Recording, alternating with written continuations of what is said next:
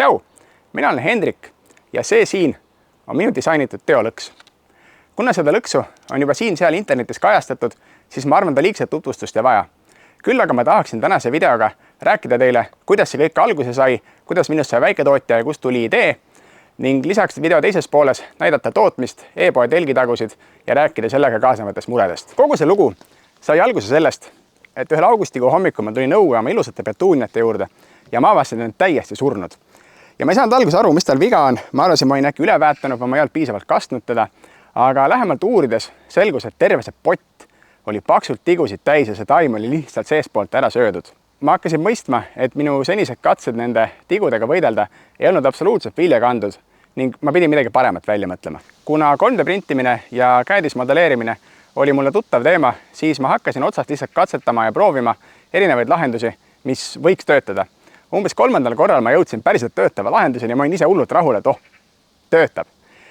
Ja siis ma andsin seda proovida naabritele, tuttavatele, sõpradele ja igalt poolt oli tagasiside positiivne, et kuule, päriselt töötab. Ja siis ma tegin Instagrami ühe postituse. Selle postituse eesmärk siin tagantjärele päris ausalt öeldes ei olnud seda teolõksu kuidagi promoda või seda müüma hakata. Minu eesmärk oli tuua vaatajaid minu küllaltki surnud ja väikse külastatavusega Instagrami profiilile. Aga läks hoopis teisiti. Selgus, et inimestel on tigudega meeletu suur probleem ja minu postkasti hakkas laekuma kümneid ja kümneid DM-i inimeste poolt, kes küsisid, kas päriselt töötab ja kas osta ka saab. 48 tundi hiljem ma olin jõudnud nendele ära registreerida ettevõtte ning täiesti juhuse tahtel leidsin ka väga hea veebiarendaja, kes hakkas kohe mu poe kallal grindima. Siis aga tekkis kõige suurem pudelikael. Kuidas ma tootma hakkan? Ma proovisin teenust sisse osta ja ma sain päris kiiresti, päris suure koguse neid lõkse kätte, aga kui ma selle karbi avasin, ma sain aru, et see kvaliteet ei vasta absoluutselt mu ootustele ning minu jaoks on väga tähtis, et kui ma kellelegi midagi müün, siis see peab hea välja nägema.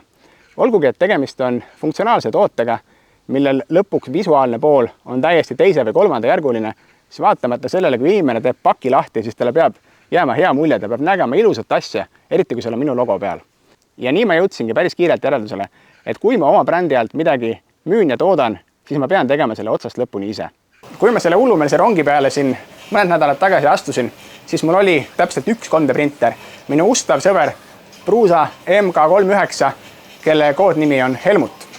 Täna on lisaks Helmutile mul veel 3 Prusat, Herbert, Hans ja Harald ning vaatamata sellele mulle Prusa väga meeldib, sest ta on ülimalt töökindel, meil on ülihea customer support, meil on saada iga viimanegi pisike varuosa eraldi detailine ning meil on super remondimanuaalid. Siis nad on lihtsalt pagana kallid ja ma ei saa neid endale lubada. Nii et ma olen siia alumisse ritta omale lisanud Hiina päritolumasinaid.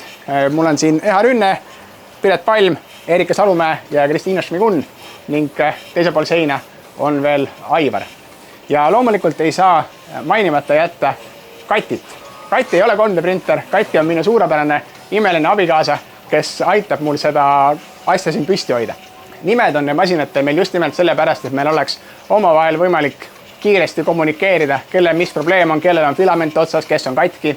Sest kui ma ütlen, et mul vasakult 3. bambuläebil on tüüs umbes, siis see ei ütle meile omavahel väga midagi, nii et me läksime nimede teed. Nagu eelnevast lõigust aru võis saada, siis probleeme on palju. Remontimist, igasugu kummalisi anomaaliaid asju on kordades rohkem, kui ma varasemalt ette kujutasin. Mina arvasin naiivselt, et kui sul on 3D prindi farm, siis see tähendab seda, et sul on hunnik printereid ja printerid teevad sinu eest tööd. Sinu ainuke ülesanne on käia noppida plaadi pealt detaile, panna nad karpi saata välja. Reaalsus on kahjuks midagi muud. Mul on selle lühikese aja jooksul olnud kordades erinevaid kinni jäänud filamente.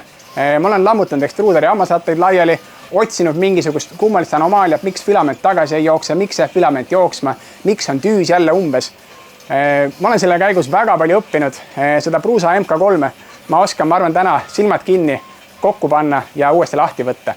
See on kõik nagu väga vinge kogemus, aga sellega on jõhkralt palju tööd, millega ma ei osanud absoluutselt arvestada. Mida rohkem mul tekkis siia farmi masinaid, seda rohkem ma hakkasin mõistma, et lisaks sellele, et väga suur pudelikael oli algselt prindi ressurss ning palju aega kulub remontimisele, siis tegelikult masinapargi kasvades hakkab pudelikaelaks olema hoopis inimese ressurss. ehk siis mida rohkem on printer, seda rohkem peab inimene sekkuma, tühjendama plaate, vaatama, et filamenti on piisavalt, lugema kokku, mitu detaili on, tegema kvaliteedikontrolli. See kõik võtab aega ja kui sul on printerid 2, siis on see küllaltki kiire. Aga kui sul on printerid 10 või oletame 20 või 25, siis see aeg ka põhimõtteliselt kordistub printerite arvuga ning ühel hetkel saab sellest täiskohaga töö. Ja siinkohal ma tahaksingi veel kord tänu avaldada oma imelisele kaaslasele Katile, kes põhimõtteliselt üleöö 2-3 päevaga õppis selle kõik enda jaoks selgeks. Sest mõned nädalad tagasi ta teadis, et 3D printer on üks masin, kust tulevad detailid välja. Täna ta vahetab plaate, vahetab filamente, teeb kõike, mida vaja, et see park siin päevasel ajal imeliselt töötaks samal ajal, kui ma tööl olen. Kuna kõige halvemini kasutatud aeg 3D prindi farmis on see, kui printerid seisavad, siis selle aja minimeerimiseks ma õppisin ära, et mul on kindlasti vaja lisapiltpleite. Nad on küll ebamõistlikult kallid väikse metallitüki eest, aga need tõesti kiirendavad oluliselt tööprotsessi. Ehk ma ei pea ootama, kui detail jahtub. Niipea kui printer lõpetab, ma saan võtta ära piltpleidi, kus on detailid peal, panna uue asemele ning see vana plaat saab jahtuda. Lisaks sellele, et me saime päris ruttu selgeks, et meil peavad olema lisapiltpleitid, saime me ka selgeks selle, et filamendi vahetus võtab väga kaua aega. Kui sul on masinaid 9 tükki, siis 9 masina peal filamendi vahetamine korraga võib võtta aega sükka, ma ei tea, 45 minutit. Selle jaoks, et seda aega minimeerida, ma olen võtnud kasutusele mõned Bambu AMS-id. AMS on siis aparaat, mis suudab siin selles 4 plokis olevaid filamendirulle iseseisvalt vahetada ning tööjärg on selline, et kui mõne masina peal lõpeb filament ära, siis ma ei pea ootama, kuni ta põletab selle täiesti lõpuni. Kui mul on rulli peal järgi 20 või 30%, siis ma võtan ta sealt maha, panen sellele masinale ette uue ning lükkan siia AMS-i selle pooliku rulli. Eks neid nippe ja trikke, kuidas seda asja teha sujuvamaks ja kiiremaks, on veel kuhjaga teisigi.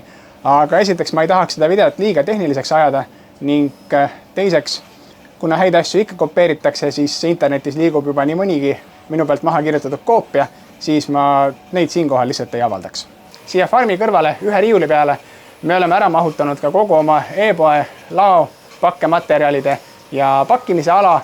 Ja see on tegelikult puhtalt Kati pärusmaa. Ma võin seda siin tutvustada teile, aga tegelikult tema on siin boss, nii et mul on siin ka tegelikult ainult piiratud teadmised. Siin seina peal on tal pakkelist, mis tuleb 2D printerist. Hetkel ma keerasin need teistpidi, sest seal on inimeste nimed peal. All kastides on tooted, mida Kati komplekteerib vastavalt tellimusele.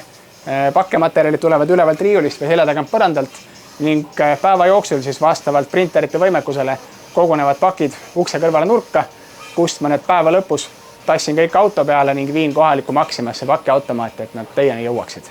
Ja umbes nii see prindifarmi ja väiketootja elu igapäevaselt välja näebki. Mega suur aitäh Karlile, kes viskas põhimõtteliselt üleöö püsti toimiva ja üliägeda e-poe. Aitäh Aivarile, kes aitab mind nõu ja jõuga. Mega suur aitäh Delfi ERR, kes otsisid mind ise ülesse, et seda teemat kajastada ning kõige suurem aitäh loomulikult Katile, kes vähemalt 50% sellest kõigest püsti hoiab. Ma loodan, et küsimust said vastatud. Kui midagi jäi õhku, siis video all on kommentaarid või saatke mulle Instasse DM, vastan kindlasti teile kõigile. Ja nüüd ei jäägi üle muud, kui vaadata põnevusega, kuhu see sümboliseeriv rong mind siit edasi viib. Tänks, et vaatasid, kohtume järgmises videos. Tšau!